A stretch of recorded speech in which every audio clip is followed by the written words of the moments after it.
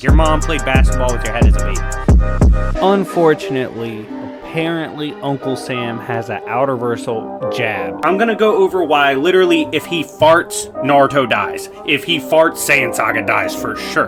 What's going on, everybody? It's your boy Jobbers and Goons, and I'm not gonna lie. This was weirdly kind of sparked by conversations like Orange Piccolo versus Ben Grimm and stuff like that throughout my channel and community. And I decided to go ahead and address this after several requests for Goku and Superman role swap.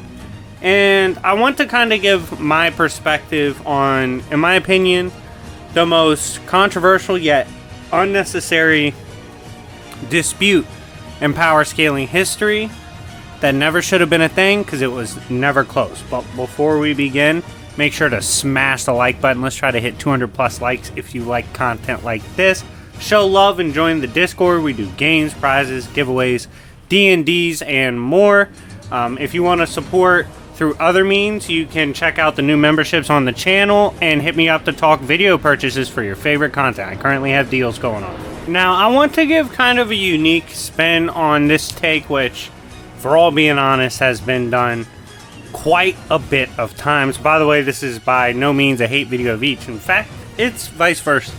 But continuing with the premise, I'm actually going to provide a scale for Goku that, in my opinion, is higher than at least 99% of the scaling provided on the platform for Goku and in general.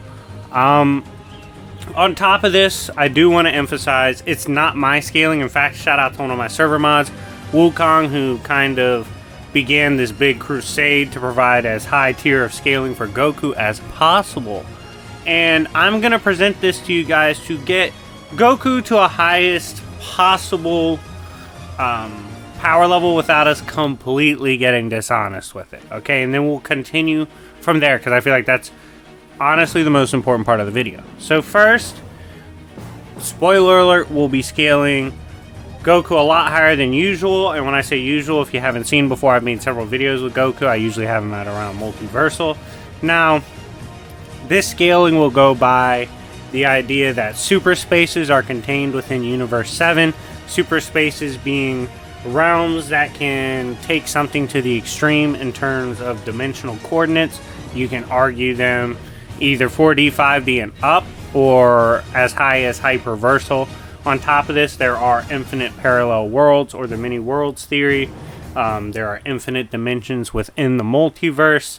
The realm above is only connected at the, quote, closest metaphysical or farthest metaphysical reach, which metaphysical being abstract, not even in reality. It's more so the principles and philosophies of things that govern things such as time, space, places, and ideas. Given that, along with the fact of the super spaces and places like the Kaioshin realms, you can actually have statements of transcending even that, being beyond that.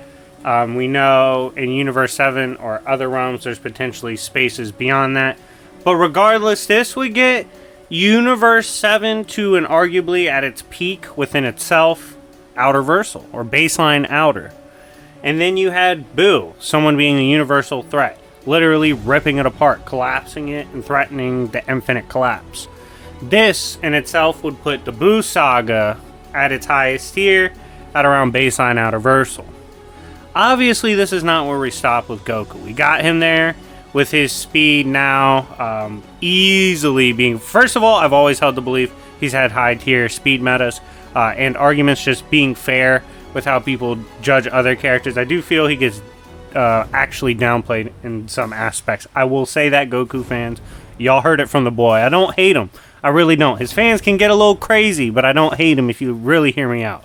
But continuing with this, considering he would go on to battle Beerus and shake the macrocosm, which is obviously much larger than just Universe 7. This would be an outerversal feat. Fighting Beerus, who also has statements of having power beyond dimensionality. That also helps the case, obviously. There's also the Void that he fought, the Void of Nothingness in the tournament, which he had affected, helped affect, or fought beings or characters that were strong enough to shake this or affect this. And this realm has statements of being beyond the concepts of time and space. So overall, you can get Goku to Outer Versal with high tier scaling, putting some of the realms he affects later, some statements later of having transcendental forms. All that put together, you can make the case for a high tier argument of Goku's being Outer Versal with a really good immeasurable speed to potentially irrelevant. Now, here's the problem. All that hopefulness, all that bravery we had embarking on that scaling quest to get Goku to the highest possible peak, it's not enough when it comes to Superman. Let's go through the horrors and chaos of matching up with Superman. First of all, specifically given, if we're all being honest, this battle and dispute really was made viral and famous by Death Battle. The premise was both at their peak, going all out. Superman, even at his perceived weakest points, which, for example, a lot of people in the general community consider New 52 his weakest. Even New 52 has feats of creation busting and leveling characters on a physical, metaphysical, and beyond degree with no issues whatsoever. Why is this insane? The scaling of creation in DC is very complex and has several layers. There's obviously the infinite multiverse, which has infinite statements, which in itself, bare minimum, you could get the regular universe, and subsequent multiverse, the hyperversal or high hyper. You have realms beyond that, the bleed, which gets to outer. Then beyond that, there's realms like the God Sphere, the Sphere of the Gods, which are archetypal in nature, at least bare minimum outer versal. There's also realms like Limbo that scale above narratives and stories. We have several layers into outer, just easily scaling. And Superman at his peak has scaled to some of the higher tiers and higher layers of scaling within the cosmology. For example, he was able to break the World Forger, which was several layers into Outer Versal. On top of this, he's fought True Form Darkseid a multitude of times, taken on a Darkseid that scaled the True Form, or taken on a Doomsday that scaled the True Form Darkseid and above. On top of this, Superman has straight up scared Dr. Manhattan. Dr. Manhattan was not quite sure how to overcome his power. He helped fight back against the Great Darkness being the opposite to the presence, and has high outer versal avatars like Empty Hand, Darkseid, Superboy Prime, and whatnot. The power of hope, also stated by Pariah, was beyond any power he had seen, this power including the Great Darkness he had wielded. Overall, Superman has just stupid scaling, everything from taking Darkseid, sealing him at the source wall, which is several, just, even if you say Goku has a relevant speed, it's just several degrees higher within that tier for Superman in terms of speed feats compared to Goku. Absolutely blitz fucks him. There's just nothing. Even like the New 52 Superman that's serious, the one that busted through Phantom Stranger, who literally could seal the cracks in creation beyond Limbo, beyond all that, fought Spectre 1v1, who's fought Michael before. He did all this, and Superman one-shot him. I mean, he was like, his aura is beyond even power granted from heaven. It's crazy. Like, the power of belief and hope is that absurd. Sandman himself, Morpheus, has referenced it in regards to an opposite that's superior to oblivion or death or the darkness beyond everything, nothingness. Overall, what's this mean? This means even with the most fair, liberal scaling we could give to Goku, getting him to outer versal, it's not enough, because if we're being honest, all-out serious Superman on the other side of the table, especially if we're giving him his high-tier scaling, absolutely shit stomps at this degree as well.